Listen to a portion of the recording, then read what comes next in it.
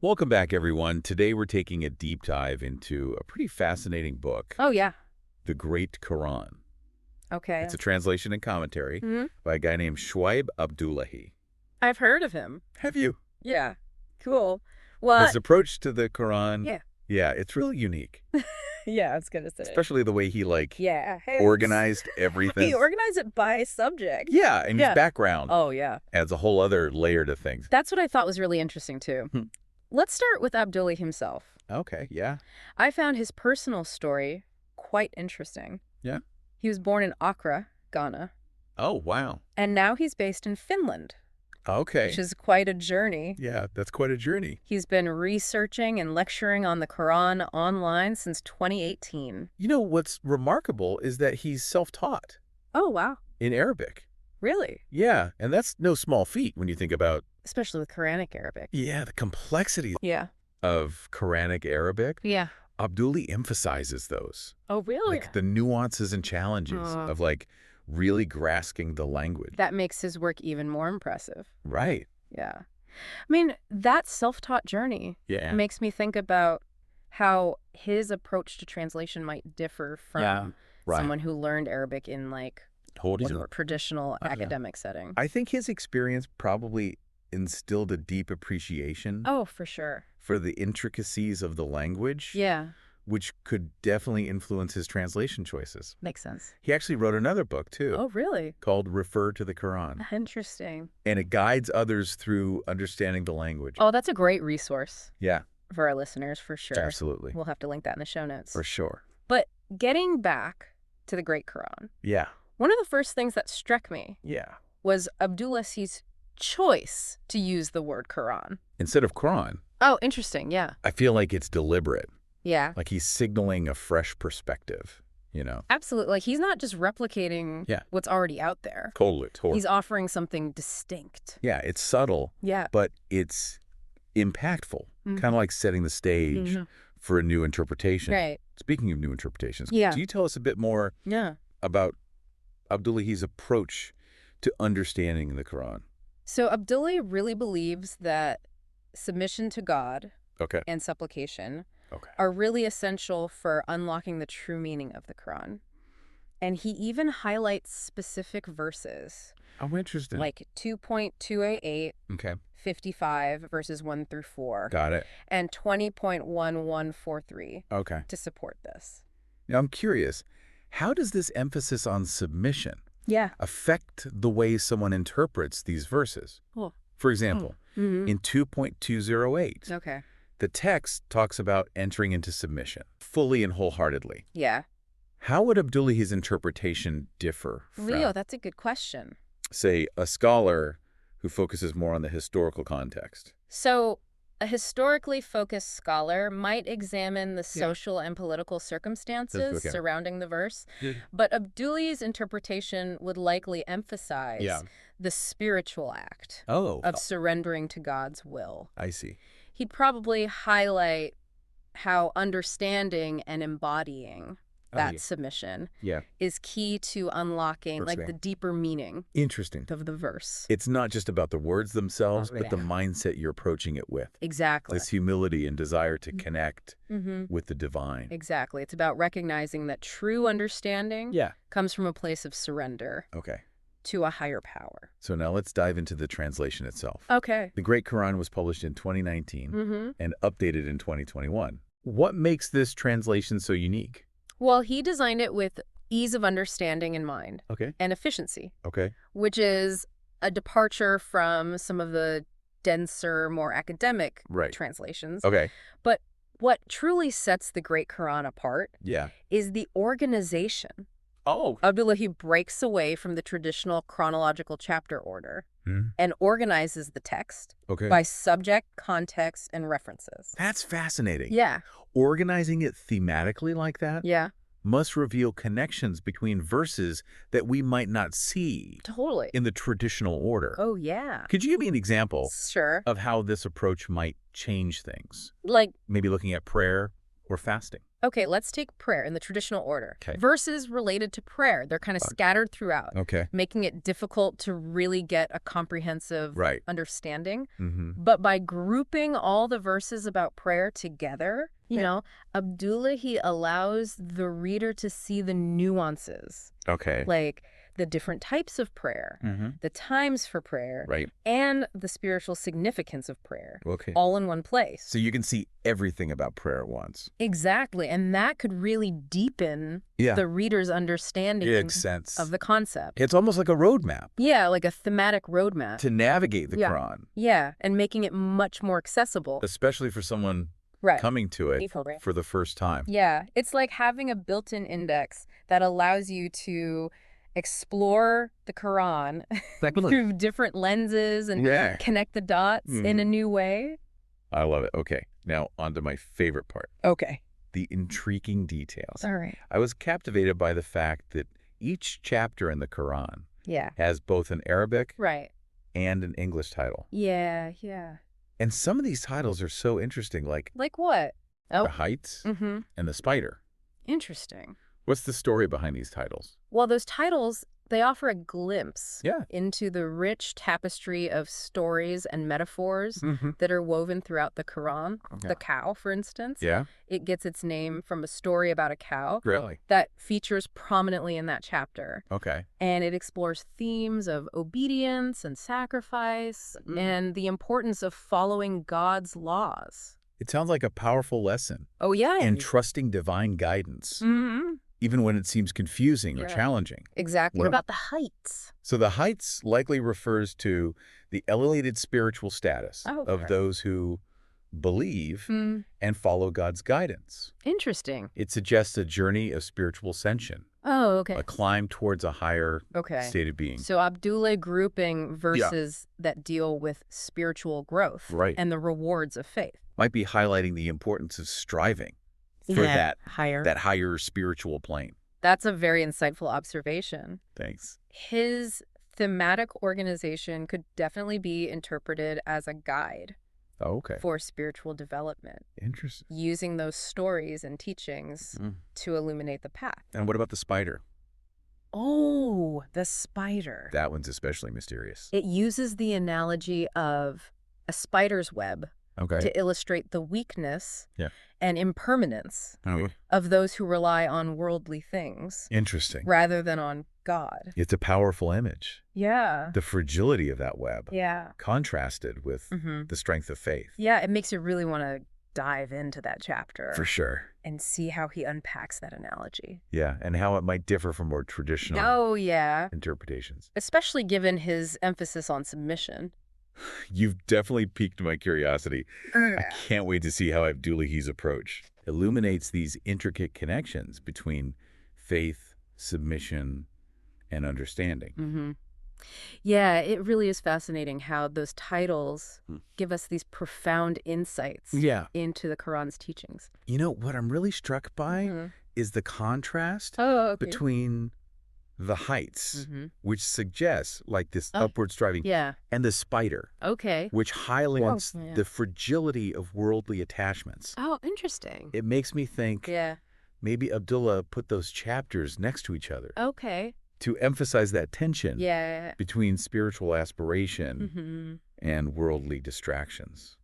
That's a really insightful observation. Thanks. His thematic organization could be seen as an attempt to guide the reader through a process of spiritual reflection and growth. It's like he's saying, here's the path to spiritual heights. Right.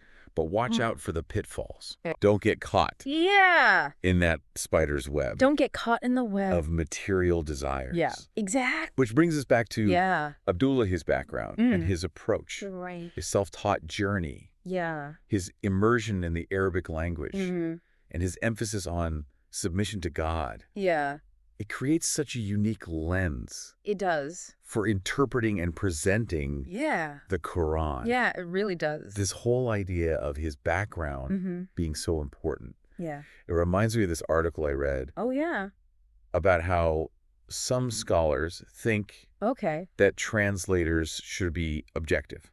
Okay. Like they're just invisible conduits for the text. Okay. But others argue that a translator's background, their beliefs inevitably shape their understanding of the translation. I think that's a really interesting point. It makes you wonder if true objectivity is even possible. When you're dealing with something like this. Right, especially with translating sacred text. I mean, even the words you choose, the way you phrase things. Right, it can shift the meaning. Totally. So every translation is an interpretation colored by the translator and their experiences. Yeah, and in Abdullah's case, his emphasis on submission to God being so key to understanding suggests a very particular lens. Okay. It's like he's asking the reader to approach the text, not just with their intellect, but also with their heart and spirit. Exactly. I wonder how this plays out in the commentary. Oh, yeah. Does he give multiple interpretations or just present his as the definitive one? I haven't gone super deep into the commentary, but I'm guessing that his approach might favor interpretations that align with his own beliefs. So even though his translation aims for clarity and accessibility, it's still important for readers to be aware of his perspective. It's crucial for readers to approach any translation with a critical eye and recognize that every translator brings their own biases and beliefs. Exactly. It's like they say, take what resonates and leave the rest. Oh, I like that. We can appreciate the clarity he offers, but still think critically and use our own judgment. Yeah, and engaging with different interpretations can enrich our understanding and deepen our appreciation for the text. So let's shift gears a bit. Let's talk about the potential impact of the Great Quran on readers, especially those coming to it for the first time. Well, Abdullah's approach has the potential to make the Quran more accessible.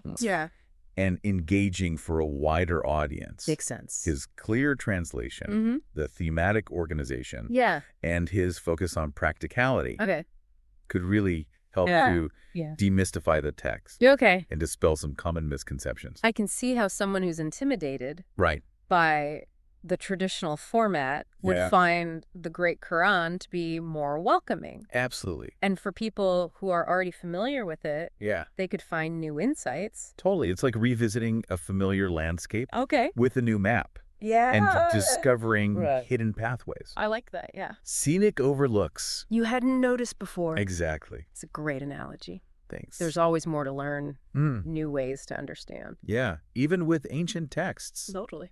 And this brings us to the question of why this matters to you, our listener. Yeah. Why should you care about Abdullah's unique approach? And the Great Quran. Well, I think it challenges us to rethink how we approach religious texts. Okay. Abdullah's work shows us that there are multiple pathways to understanding. And that even a text as ancient as the Quran can be made accessible and relevant to modern readers. I totally agree. And by talking about his emphasis on submission to God, we're encouraging a deeper engagement with the text. It's not just about intellectual comprehension. It's about cultivating a spiritual connection and allowing the teachings to resonate personally. Engaging with sacred texts can be such a transformative experience. It can be. A journey of self-discovery and spiritual growth. And who knows? Maybe this deep dive will inspire some of our listeners to pick up the Great Quran. For sure. And embark on their own journey. I hope so too. Because ultimately the goal is to foster a deeper understanding and appreciation for this sacred text. Well said. Thank you. I'm wondering about those who might not fully embrace that idea of submission to God. Does Abdullah's work offer any insights for them? That's a really thought-provoking question. And it gets to the heart of how different theological viewpoints shape our understanding and interpretation. Yeah, it makes you think about how that emphasis on submission might resonate with people who maybe have different approaches to faith. Like for someone who might question or even struggle with the concept of submission.